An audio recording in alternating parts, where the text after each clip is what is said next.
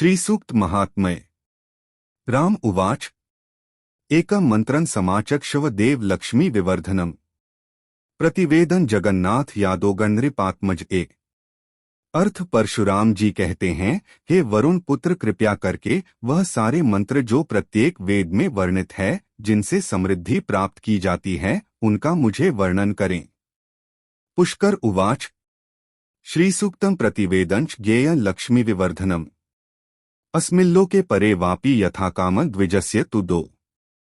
अर्थ पुष्कर जी कहते हैं, श्री सूक्त जो कि प्रत्येक वेद में अवस्थित है, वह सभी प्रकार की सुख समृद्धि एवं वैभव आदि देने में समर्थ है, उन सभी के लिए, चाहे वे किसी भी जगत में रहते हों। राम उवाच। प्रतिवेदन समाचक्षव श्रीसूक्तं पुष्टिवर्धनम्। श्रीसूक्तस्य तथा कर्म सर्वधर्मभृतावर्ती। अर्थ परशुराम जी कहते हैं, हे भगवान, आप समस्त धर्मों के गूढ़ मर्म को जानने वाले हैं, कृपया करके मुझे श्री सूक्त के विषय में, जो कि वेदों में दृष्ट है, और उनसे संबंधित विधियों का भी निरूपण करें, जिनसे उन श्लोकों को पहचाना जा सके। पुष्कर उवाच। हिरण्यवर्णा हरिणी चह पंचदश द्विज। श्रीसूक्तं कथितं पुण्यं वेदे पुष्टिवर्धनम् च। अर्थ पुष्कर जी कहते हैं कि ऋग्वेद में वर्णित 15 श्लोकों से युक्त हिरण्यवर्णा इत्यादि ऋचाओं को देखना चाहिए। यह अत्यंत पवित्र है एवं समस्त प्रकार की सुख समृद्धि ऐश्वर्य देने में समर्थ है। रथे अक्षेषु वाजेति चतस्रस्तु तथा च। श्रीसूक्तं तु यजुर्वेदे कथितं पुष्टिवर्धनम् 5। अर्थ इसी प्रकार यजुर्वेद में वर्णित 4 श्लोक जो कि रथे अक्षेषु वाजे इत्यादि से आरंभ होते हैं और इनसे संयोजित श्री सूक्त अत्यंत लाभदायक हैं। श्रायन्तीय तथा सामवेदे प्रकीर्तितम्। श्रिय दातुर्मय देहि प्रोक्त माथर्वणे तथा छे। अर्थ इसी प्रकार सामवेद में वर्णित सूक्त जो कि श्रायन्तीयम शब्द से आरंभ होते हैं तथा अथर्ववेद के सूक्त जो श्रियम दातुर्मय देहि से आरंभ होते हैं, इनके साथ भी श्री सूक्त का संयोजन करना वास्तव में अत्यंत ही श्रेष्ठ लाभकारी है। श्रीसूक्तं यो जपेद भक्त्या तस्या लक्ष्मीर्विनश्यति। जुहुयाद्यश्च धर्मज्ञ हविष्येन विशेषतः सात। अर्थ जो जातक पूर्ण श्रद्धा भक्ति भाव से श्री सूक्त का यजन करते हैं, उनकी समस्त दरिद्रता का नाश हो जाता है, एवं जो विशेष हविष्य आदि से श्री सूक्त का हवन करते हैं, वे भी इसी प्रकार के सुंदर उत्तमोत्तम परिणामों की प्राप्ति करते हैं। श्रीसूक्तेन तु पद्माना घृताक्ताना भृगुत्तम।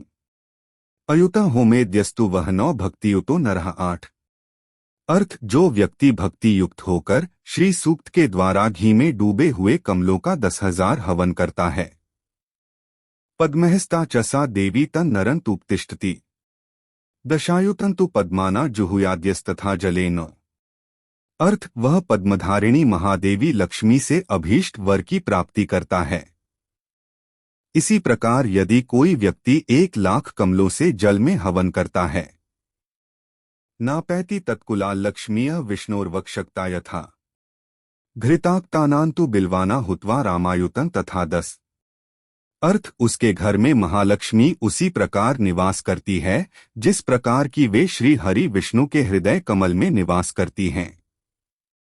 और भी आगे सुने, यदि कोई भक्त 10,000 बिल्व पत्रों को घी में डूबाकर उनका हवन करता है, बहुवित्तम वाप्नोति स यावन मनसेक्षति।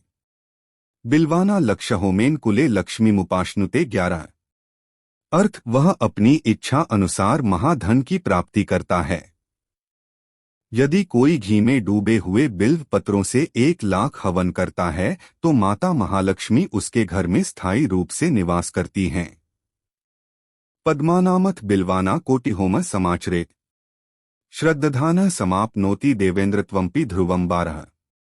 अर्थ यदि कोई 1 करोड़ कमलों से अथवा बेल पत्रों से हवन करता है, तो वह निश्चित रूप से देवेंद्र के पद को प्राप्त कर लेता है। संपूज्य देवी वरदा यथावत पद्मैस्थितैर्वा कुसुमैस्थान्यः। क्षीरेण धूपैः परमान्न भक्ष्यैः लक्ष्मीं वाप्नोति विधान्तश्च 13। अर्थ इसी प्रकार जो व्यक्ति उन महादेवी महालक्ष्मी की पूजा आराधना कमलों, श्वेत पुष्पों, दूध, सुगंधित धूप एवं उत्तमोत्तम नैवेद्य आदि से करता है, वह महाधन की निश्चित रूप से प्राप्ति करता है। इति श्री विष्णुधर्मोत्तरे द्वितीय खंडे मार्कंडेय वज्र संवादे राम प्रति पुष्करोपाख्याने श्री सूक्तमहात्म्यकथन नाम अष्टाविंशत्युत्तर शततमोऽध्यायः।